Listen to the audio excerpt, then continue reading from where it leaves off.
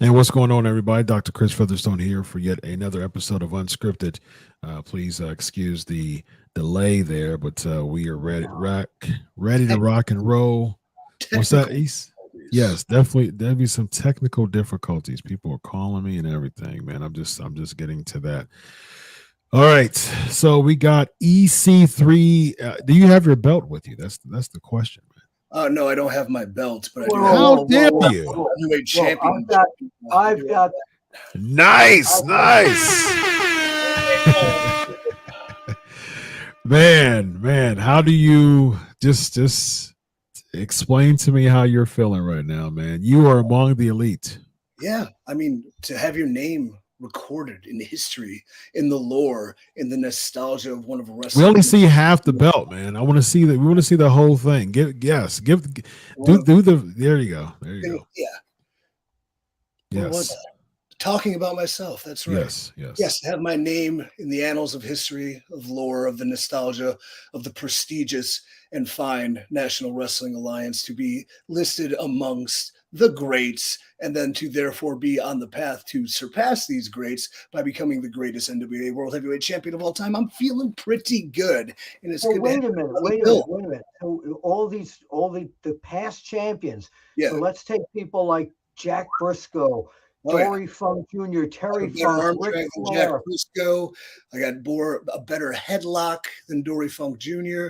I got a better Really? drop kick than Ricky Steamboat. Hmm. Okay. And a better crossbody, I might add. I got a better chop than Flair. Yeah, I can surpass all of these. I am like the conglomerate paladin version of each and every one of their super special powers is now residing within me because of this prestigious title.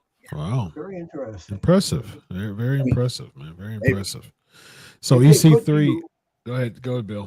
if they put, let's say, hypothetically, you had a Hypothetical. match tonight Yeah. against Dory Funk Jr. in his prime, Wow. and this is for this belt. Yeah. How would you wrestle that match? I would How, get DQ'd. would you beat Dory? I would totally get DQ'd in 47 minutes. Like, I mean, come on, it's Dory Funk Jr. Man is a Right. machine. How would you beat him? That by disqualification, I'd probably trick him into doing something dastardly, maybe getting him so upset that he had to poke me in the eyes or kick me in the nuts. But I'd go that route. If that was not the case, then I'd probably use some sort of nefarious means to do the exact same thing behind the referee's back. Probably roll him up, maybe grab the trunks. Worst case scenario, I tackle him 1-on-1, 60 minutes. We go Broadway. That it's still technically I still retain the championship, or I just beat him in 3 minutes because I'm that good. You can't really plan for the hypothetical. Yes, yes, indeed. I hit him with a EC, square jackhammer. How about that? there you go. Are you still calling out Goldberg like you did before? I mean, I love to wrestle Goldberg. I don't know I necessarily call him out, or I just say like some crazy claims that I would defeat him in some off-put country like the Congo or something of that nature. No, we talked K-Tar before. Yeah. Yeah, I would yeah. love to have Big Bill challenge me.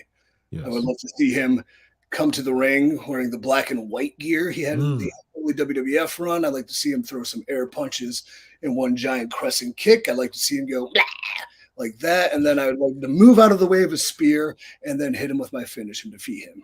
So after Tyrus lost the belt to you, he's announced that's it. He's retiring from pro wrestling. Do you feel that if he would have retained the title, that wouldn't have happened, that you've retired him? Well, the stipulation was he was to retire if he succumbed to defeat, which he did. Had he, by some hook or crook, managed to escape with victory at NWA 75, I think he was ready. I think physically, mentally, he's doing so well in other fields. He's done so much for us as an industry and as a business. He's done so much for me as a colleague and a friend that the time was coming. So if it wasn't then, well, it had to be then. It had to be NWA 75 because he knew I'm the only capable person that can give him the perfect ending for his career that he deserves. Very, very nice. What are some things that you can tell these young lads who wants to be NWA World's Heavyweight Champion. That's the thing. That's one thing I like about the NWA title. That's the difference. You have a World Heavyweight Champion, just a champion of one world. But in the NWA, you're the champion of plural worlds. And so that makes you at a higher status, EC3. Am I correct on that? Is that how it's spelled? Because I thought it was world apostrophe S, like possessive, the world owns. What does it say on the belt? What does it say on the belt? There's no apostrophe on the belt. World's Heavyweight Champion. I'm the champion of multiple worlds. Yes, you are. You are. Well, if you see NWA or first episode of the new season, the new era, #over era, I did make a bold, boisterous claim that I'm willing to and shall defend this title everywhere. And that included on land, on sea, on air. It included in Antarctica. It included Mars. It included the fifth dimension and the fourth dimension. Like, hell, I'll take it to the Andromeda galaxy if I must defend this world's championship. So as long as there's breathing life, doesn't necessarily need to be human, because, you know, aliens are real, that, yeah, I will defend that world's title against them as well.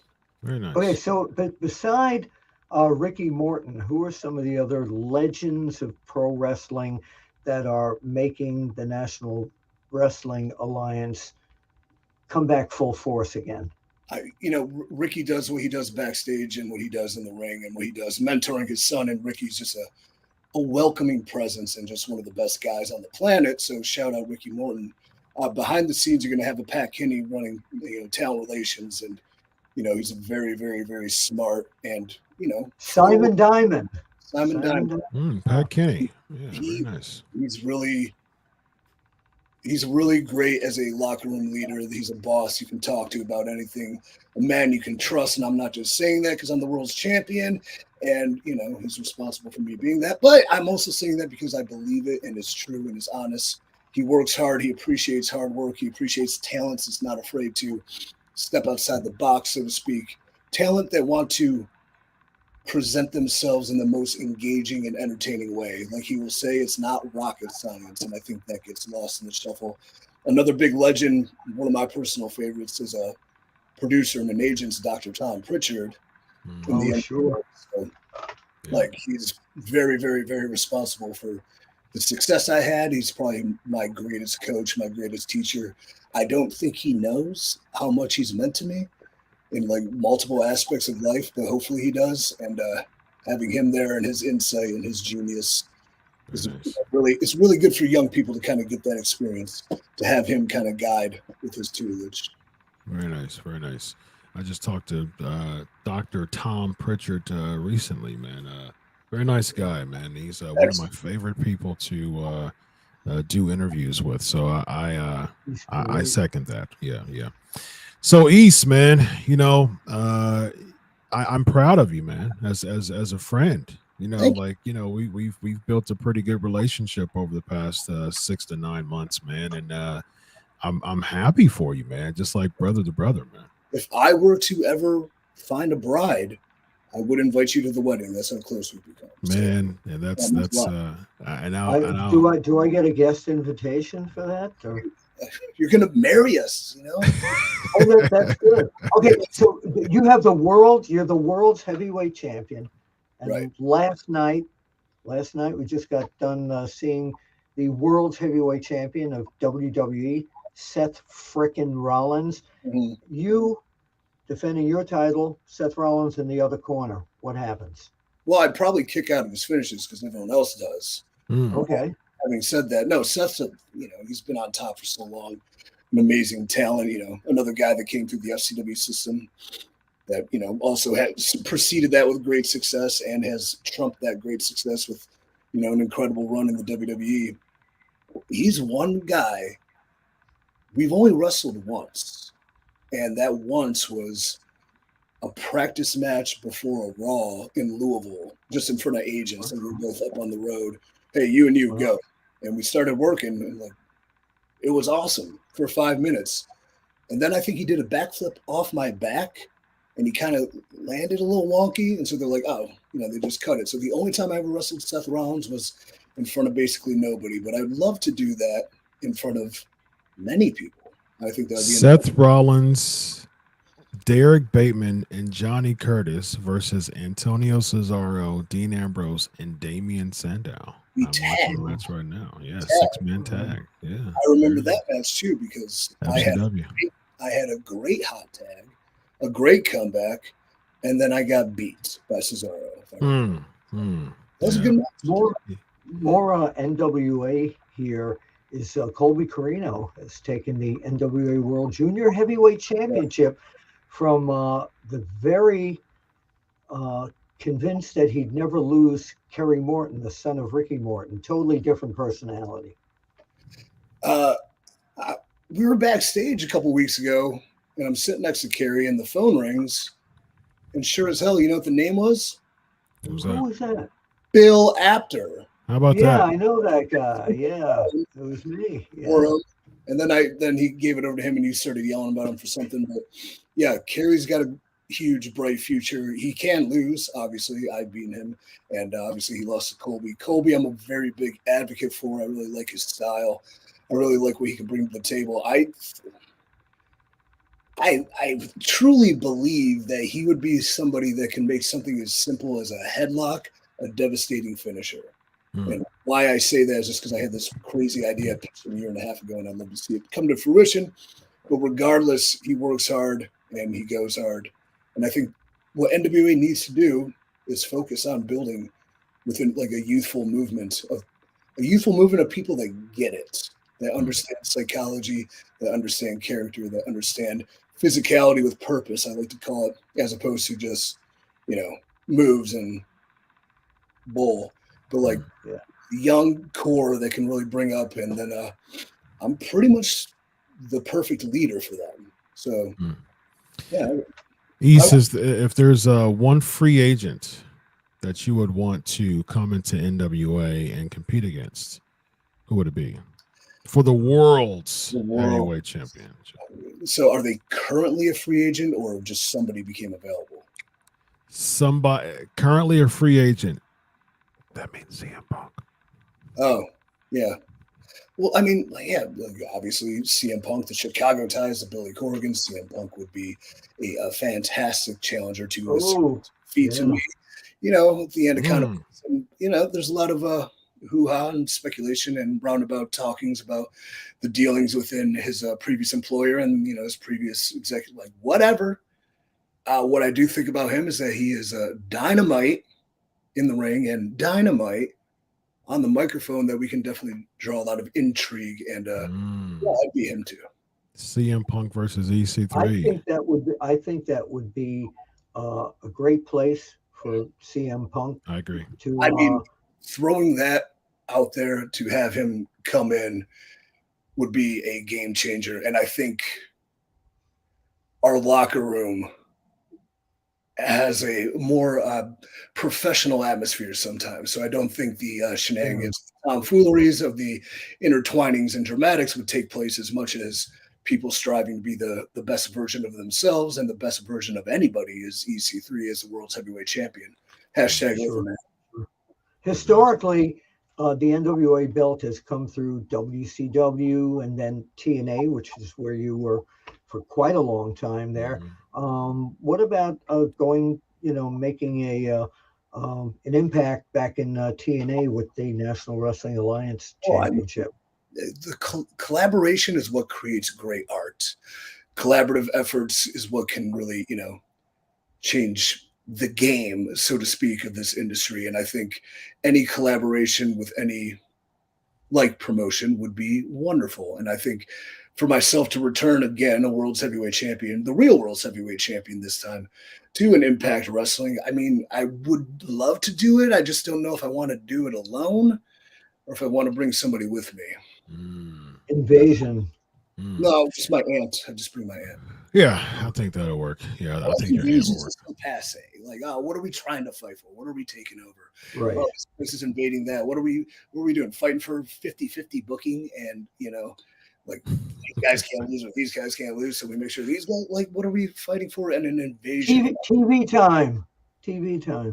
time in a sense. That's a good point. But you're fighting for the rights of GFW back. EC3. Sure, I don't want them. They can have them. Anyways, but I think what we do fight for is competitive spirit, the act of combat, primordial combat taking place in an 18 by 18 or 20 by 20 foot ring, physicality with purpose. I mean, the beauty, the violence, professional wrestling, whom is the best. Like, that's what we would compete for. And I'd happily do that in any promotion with 3 letters or 5. EC3, is it safe to say that this is your greatest achievement in your professional wrestling career? No, I think my greatest achievement hasn't been mustered yet. I think my greatest achievement will be going down as the greatest NWA World Heavyweight Champion of all time. But I will say it's up there. So far. What about so far? With the amount of things I had to overcome to get to this point, compared to the things I overcame in a prior life and line of work to become the TNA World Heavyweight Champion, yes, I would.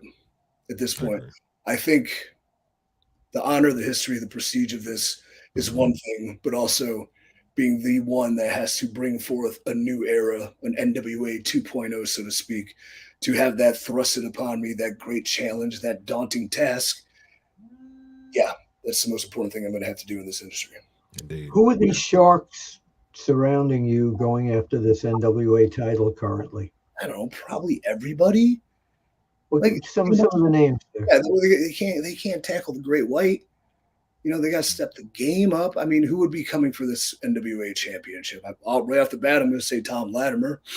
One of the true reasons I even came to this company in the first place, because I know deep down how talented and exceptional he should be and can be, that if he can just figure it out, he would be in this position. But fortunately, he can't, because here I am now. So that wasn't my intention, was to bring him up a level.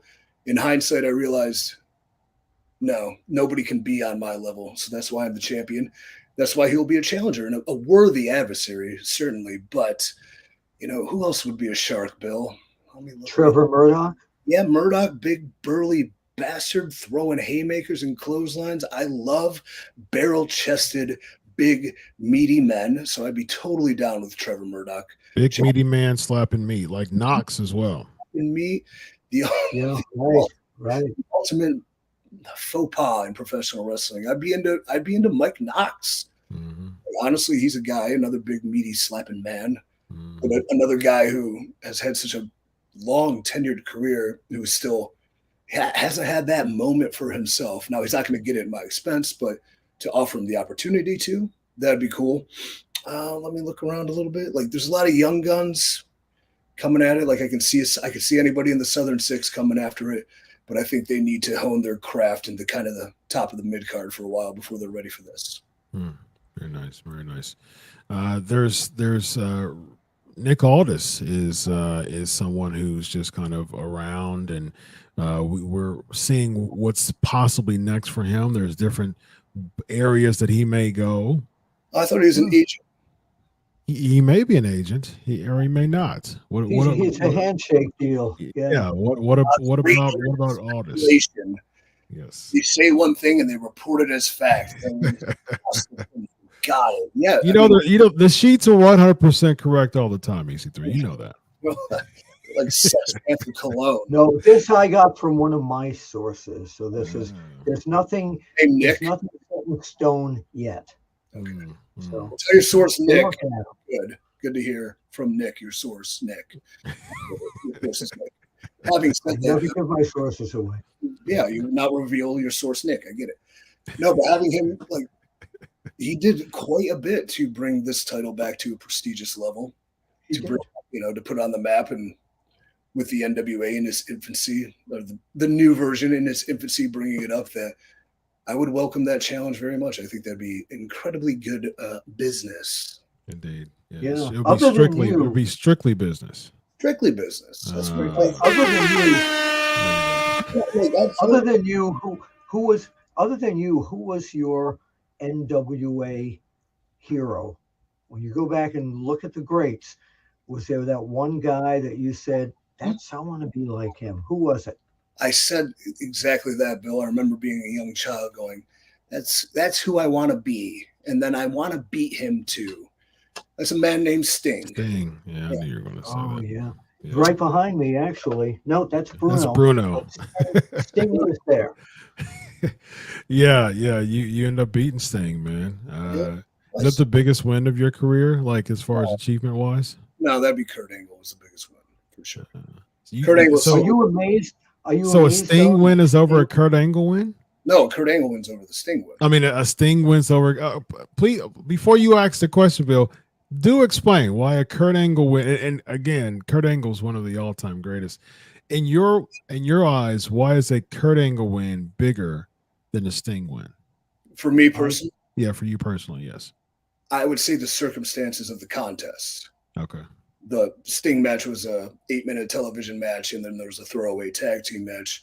Well, the Kurt Angle match was a pay-per-view main event for a World Heavyweight Championship that had a sustained amount of time and effort and dramatics and physicality. And I took 17 German suplexes in that match. 17. Okay. I think that might be the most in history. And I survived and I won. But the reason Kurt does stand out the most is as a young lad, someone asked me, "What's your dream match?" And I said, "I want to wrestle Kurt Angle for a world title one day." And then they laughed at me. And then guess what? You did. I did it. So Yeah. yeah, but I mean, hindsight 2020, both are legends, both are goats. Like, yeah. What are you gonna do? Are you amazed that Sting is still doing this and wrestling at a level at this point that's insane? He's got to stop jumping off stuff. Yeah. What are you doing, man? Yeah. No, like, but if he's giving back to a generation that desperately needs, people that have done this at a sustained and high level for a long period of time, awesome. If he still loves it, putting on the face paint, which takes hours, slapping on the singlet, popping the tee over it, or sometimes popping it out, pop off on the tee, like, again, then keep going, man. If it makes you happy, it makes people happy, and bringing happiness to people. For a good human being like Sting, bringing happiness to people. Yeah. Why people do this, it's not why I do it, but it's probably why he does it. Why do you do it? Personal gratification and conquest and challenge, and I like to collect scalps. I like to be dominant, and I like to enact all of my intricacies and demons that I have inside via a therapeutical sense of professional wrestling. So I don't know. Being able to speak on a microphone and say what I want to say, being able to go into a wrestling ring and do what I want to do, and to be able to be on pay-per-view and defeat people twice my size for World Heavyweight Championships. Like, yeah, it's all I love. It's kind of sad. So let's do some. So Dr. Chris is about to step in and do a little bit of psychotherapy here. I knew you were going there. I knew it. So 2023 EC3. Let's do some Gestalt therapy here. Okay. So 2023 EC3 is talking to 2013 Derek Bateman. What does he tell him? Ooh, that's a good question. Never compromise yourself, who you are, and what you believe to appease another person. Whatever you do, go all the way. Do not sit in the back. Do not complain. Do not have regret. Do not whine and moan and fall into a complacent mold where nothing matters in wrestling. If you really want this and you really want to succeed at your highest level, you will find a way. And it might not be the way you think. You might have to get fired twice. You might have to go through professional hells multiple times, but never compromise who you are and what you believe and what you want to give to the world. Your gift. My gift's not wrestling matches, it's having Greek tragedies live. So no, but like definitely something along those lines. Like do not sit and regret that you did not barge into your boss's office and tell him he's a psychopath and an idiot. Demand what you want and then accept the consequences, because you probably will get fired but maybe you won't. And maybe instead of that, you'll get what you deserve, which is the opportunity you need. Yes, indeed. Carving your own path, one match at a time. Controlling his own. I was about to say that. You stole my thunder, EC3. Controlling his narrative one day at a time. So, Bill, you got something? No, I wanted to actually know what you thought of what he said. Oh, I As you being think a it was. I mean, professional, yeah. I think that was great, man. I think that was a great way to tell Derek Bateman, and then and tell him to cut his hair. you tell him to cut his hair. Yeah, I'm glad you brought that up, because I try to have that conversation with people where I was. Like, one thing, if I'm talking to, because nobody wants to, like, an old man telling me how it used to be and blah, blah, blah. Like, I'm still at an extremely high level, and I think I could communicate with the generation below me fairly well. So telling them things like that when they're complaining about, well, they didn't let me talk. Well, did you ask? Well, no. Then how do you know? Like, do not wallow in the self-pity. And I've seen so many great, bright souls and personalities, myself included, become depressed and deranged and degraded because of it. When in reality, like, yeah, a lot of bad things happen and bad people make bad decisions. But at the end of the day, did you do everything you could have? The answer is always going to be no, unless you did. Because if you did do everything you could have, you'd be where you want to be. Do you find that a lot of the young talents that come into NWA and the other companies are too much in their mind? They're an imitation of another wrestler that they idolize. Is there too much of that going? I want to be just like Rey Mysterio, and their whole presence in the ring is trying to be this other character. What do you tell people like that? I try. What I really tell them straight up is that no matter what, there is only one you. You are uniquely you. You are the best you that can ever be, because you are the only you that will ever be. So just go be you. And it's not because I didn't suffer the same things. I mean, I started in wrestling, and I thought I was like, I'm going to do rolling Germans like Kurt Angle, and I'm going to do a Batista bomb, and I'm going to hit the ropes like I was cosplaying my 5 favorite wrestlers, which you find inspiration and you take from the people you've looked up to, your heroes, the work you appreciate. But what you do with it is you make it your own inside you and add your own twist and your uniqueness to it, where therefore you now become an original version of yourself, which we sorely lack in wrestling. And it takes time to figure that out. What it really takes, though, is confidence and the ability to not fear failing. Like, because if you go out there and you try something as yourself and it bombs the first time, you're beating yourself up all day about it. Yeah. You're in the WWE or developmental, like, we would try something, and if it stunk, oh God, I'm getting fired. I'm getting fired today. We're getting fired. Sometimes we did, because you did not have room to fail, even though failure is what creates and cultivates greatness. I say failures are the rungs to the ladder of success. So, yeah. Indeed. That soft, that weak, like, oh, it's okay to fail because you tried. No, shut up. It's okay to fail if you made yourself better because of it. But, like, you don't want to fail. No. It's better to try and fail than to fail to try. Is that Seneca? Ooh. How about that? No, Featherstone. That's Featherstone. Yes. Yes. That's Featherstone. Yes.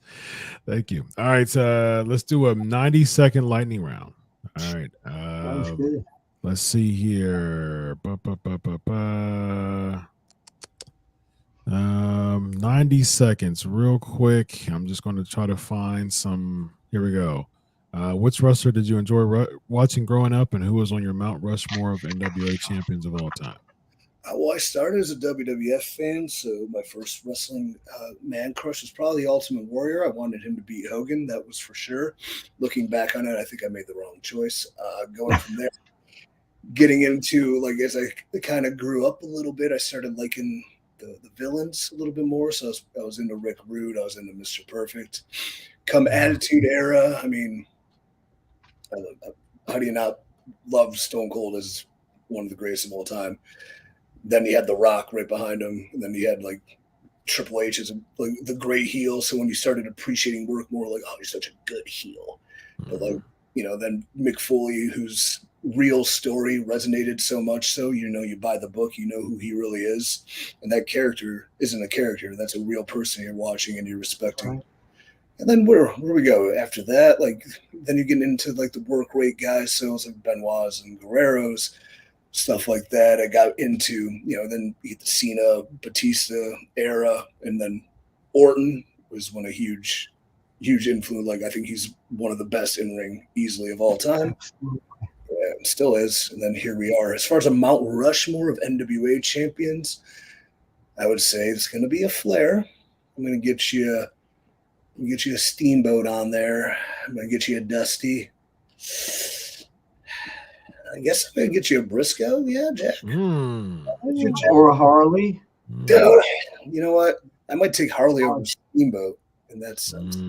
Well, that hurts my heart personally, but I can totally understand why. Because Steamboat only had one run, and it was a couple months. But then this beautiful Mount Rushmore is crafted via aliens or lasers or however the hell they made it. But then floating above it in some sort of like 3-dimensional hologram, being shot with like dew lasers into space, is the visage of the Overman, EC3. Rising above. Experience. I understand what he just said. I did. Yes, absolutely. So he's like, why need a Mount Rushmore when you have EC3? Yeah. Indeed. You don't need a Mount Rushmore when you have technology creating an image in the sky. Yes, indeed. Let the listeners know we're upcoming dates for NWA, man. Yeah, we're going to be doing pay-per-view in actually my hometown of Cleveland, Ohio. That'll be 10/28. I think we announced that today, or we announced it very soon. So 10/28 NWATix.com. When those become available, check it out. I have to draw a big house. I'm the champion. It's my hometown. So yeah, that'll be really cool. We got Power every week. The new era has started. Today was the very first episode of the new era. What I liked about the production, the superficial beauty of it was great. But what I saw when we were filming television is how promos were crafted and how the talents were free to express themselves in the way they best feel they are. And there's a lot of impressive like stick work.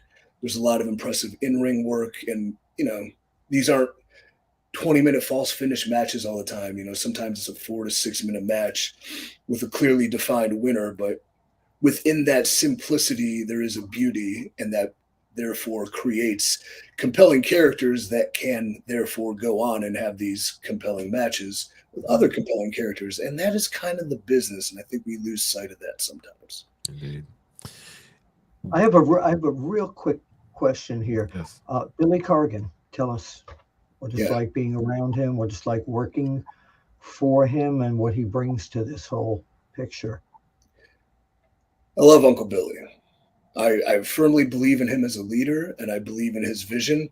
I believe in the fact that he did things and was doing things his way and not listening or, succumbing to pressure to do maybe these things that would stunt the overall growth for like an immediate little surge. Like he bid his time, took his time, put his pieces into play to make the moves he wanted to move. And as a businessman, I respect that. I think that requires great discipline, which he has. I love the idea of somebody who loves wrestling, who doesn't actually wrestle, having creative input. I'm not saying like when it's so within the bubble and within the niche where all we're talking about is wrestling and all we know is wrestling, sometimes we lose focus on, we're attracting 2 million people on Monday night, but there's 200 million people out there that kind of like or do like or really like or really, really like and maybe even love wrestling that have kind of fallen off the spectrum, getting them back into the fold by presenting something, I don't want to say simple, but presenting something easy to digest in a sense that because it is simple storytelling, that is how you have great twists and great turns. If you have a prolonged narrative where you kind of see where it's going till you don't. And I think that's exciting. Simple doesn't mean not hard work, is what I try to tell a lot of wrestlers too. Like you can have a good, simple match and it can be great and you still work incredibly hard at having that. So like doing the moves and 1-2 kick out and whatever every time, or like the eccentric high spots that don't make any sense physically. Like hard work can be in the way you attack the mat when you bump, when you stick somebody with a clothesline, snap somebody on a body slam, clobber them in the corner. Having a well-placed strike is hard work as opposed to shoot, head bump. Yep. Like, Yeah. I mean, so that simplicity isn't easy. That simplicity is even harder to do and harder to pull off. And I think something that we can focus on if nobody else is. Indeed. Ladies and gentlemen, in the middle, the man in the middle, the Shadow Stevens of Sportskeeda, ladies and gentlemen, the center square of Sportskeeda, the NWA World's Heavyweight Champion, EC3, and the legendary Bill Apter, two really good pals of mine. Well, don't forget that I've got the mini belt. You're the junior World's Heavyweight Champion. They call me Mini Champ. Mini champ, the mini champ, Bill Apter, ladies and gentlemen. I am Dr. Chris Featherstone. This is UnSKripted. Have a good night, everybody. Solo. See you at the match.